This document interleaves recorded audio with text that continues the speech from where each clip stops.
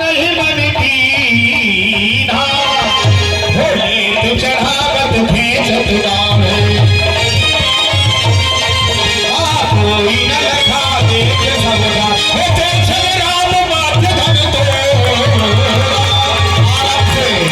Tension Ram माथे धन तो भरे भुवन घन घोर कठोरा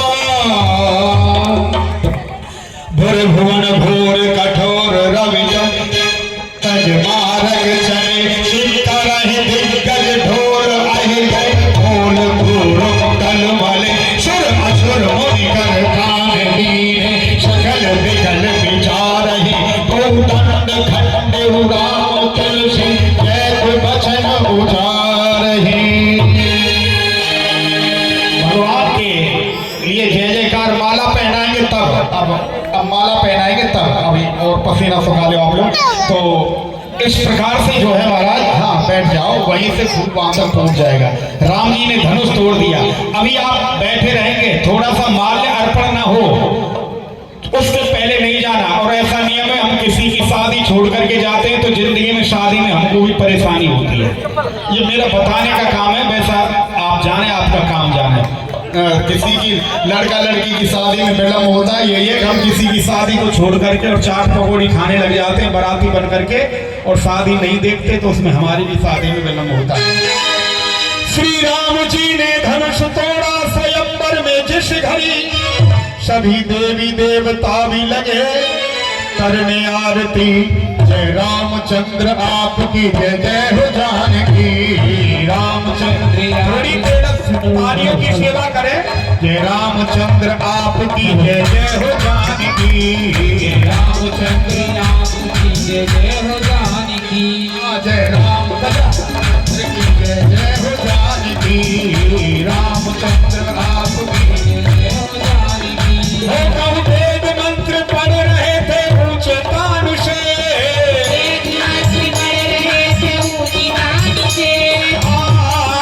वेद मंत्र पढ़ रहे थे ऊंचे कान से,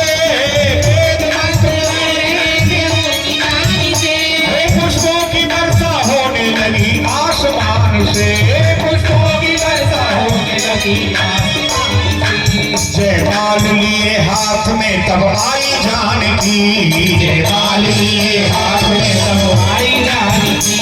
बालू गले में किस तरह हैरान थी घड़ी, बालू गले में किस तरह हैरान थी घड़ी। जयमाल लिए हाथ में जानकी जी आई। जानकी जी की उम्र कई रामायणों में अलग अलग व्यवस्था बताई है, लेकिन किशोरी जी राम जी से छोटी थी। मैं इतना ही बता दूं, राम जी की अवस्था 16 वर्ष की है और किशोरी जी की अवस्था 7 वर्ष की है। एक तो नन्ही सी गुड़िया, दूसरी बात राम जी उम्र में बड़े, जय हो, राम जी उम्र में बड़े, उसके भी साथ महाराज ऊंचे सिंहासन पर खड़े, उसके साथ उनके सर पर मुकुट भी पड़े।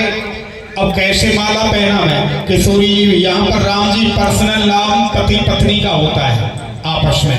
अब तो मुन्ना के पापा, कप्पू के पापा, फलाने के पापा अपने आप ही कह देते पापा, ऐसा नाम धर लिया। लेकिन किशोरी, यहाँ किशोरी जी ने एक नाम रखा राम जी का पर्सनल, करुणा निधान एक नाम पड़ा।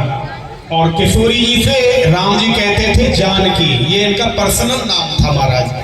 तो बोले करुणा निधान, थोड़ा आप झुक जाए, मैं आपको माल्य अर्पण कर दूं। अब दूल्हे खड़ा हो ससुराल में और दूल्हे ससुराल में खड़ा होकर के कोई कहे झुक जाओ नब जाओ, तो ही कचौड़ा से गाल फुला लेता है। राम जी नहीं झुके। किशोरी जी बोली आप झुक जाएंगे तो मैं माला को पहना दूंगी। बोले जानकी, धनुष तोड़ने का काम था मेरा, लेकिन माला पहनाने का काम है तेरा, मैं तो झुकने वाला नहीं हूं। तो किशोरी जी की बात नहीं मानी। फिर किशोरी जी ने सखियों की तरफ देखा। दुल्हन के साथ में उनकी सखियां होना जरूरी है। शादी के समय शिक्षा ले लो रामायण से, 2 4 6 सखी जरूर चाहिए साहब, हर तरह से सहयोग करती हैं। तो सखियों ने और राम जी से निवेदन किया, सरकार जरा झुक जाइए, हमारी जानकी जी, हमारी किशोरी जी आपको माल्य अर्पण कर देंगी, तो झुक जाइए। हाँ प्रभु श्री राम झुक जाइए थोड़े से। अरे ये तो झुकने की जगह और सीधे हो गए। हाँ, तुम राम कह रही हो तो क्यों झुकेंगे? तुम काकी थोड़ी है, उनकी सारी है। और नाम लेंगे तो फिर क्यों झुकेंगे? जो तुम्हारे लगते हैं वही कहो। अरे जीजा जी झुक जाओ। ये मीठी बात है। और कोई शब्द उनको पसंद आवे ना आवे, लेकिन साली और जीजा जी बड़े प्रेम से कह दें तो हो। लेकिन राम जी बोले नहीं देवी जी, हम नहीं झुकेंगे, क्योंकि हमने अपनी पत्नी की बात नहीं मानी। तो तुम्हारी बात मानेंगे तो हमारी जिंदगी में कलेश बढ़ जाएगा। किशोरी जी कहेंगी कि तुमने हमारी बात नहीं मानी, समाज में मेरी सखी की क्यों बात मानी, क्या दाल में काला है। ये रिस्क लेना नहीं चाहते, बहुत भयानक चीज है। तुम्हारा सखियों ने कहा अरे झुकू जइयो तनक रघुवीर लली मेरी छोटी सी, जइयो तनक रघुवीर लली मेरी छोटी सी। माता से थारी चरण धूखन लागे, तब से थारी चरण धूखन लागे, तब से थारी चरण धूखन लागे, तब से थारी कृपा करो रघुवीर लली मेरी छोटी सी, झुके जइयो तनक रघुवीर लली मेरी छोटी सी। बिन माला दुल्हन नहीं पई हो, बिन माला दुल्हन नहीं पई हो, बिन माला दुल्हन नहीं पई हो, बिन माला दुल्हन नहीं पई हो। ये निमकुल की जागीर लली मेरी छोटी सी, झुके जइयो तनक रघुवीर लली मेरी छोटी सी। राम जी ने बात ही नहीं मानी महाराज। अब बात नहीं मानी तब क्या हो? तब तो महाराज किशोरी जी ने और लक्ष्मण जी की ओर देखा। कुछ की मन में जानकी ने और बेचारा, आंखों ही आंखों में किया लक्ष्मण को इशारा। देवर, तो आप लोग सब समझ गए होंगे, कई वर्षों से शब्द को सुनते हैं। देवर, भाभियों के देवर होते हैं ना, और भाभी का भी बड़ा अच्छा अर्थ होता है। भाभी देवर, देवर का क्या मतलब है? किशोरी जी बोली हे लक्ष्मण तुम मेरे क्या हो? बोले देवर। तुम अपना नाम जानते हो? देवर का अर्थ क्या है? बोले नहीं। तो बोले सुन लक्ष्मण, मेरे पति यहाँ झुक नहीं रहे हैं, मैं माला नहीं पहना रही हूँ। बोले तब? तो बोले देर मत कर, जल्दी से मुझे तू दे वर दे दे मुझे अपने भाई को, बस इतना चाहती हूँ महाराज। इतनी समझ के लक्ष्मण खोल खड़े हुए,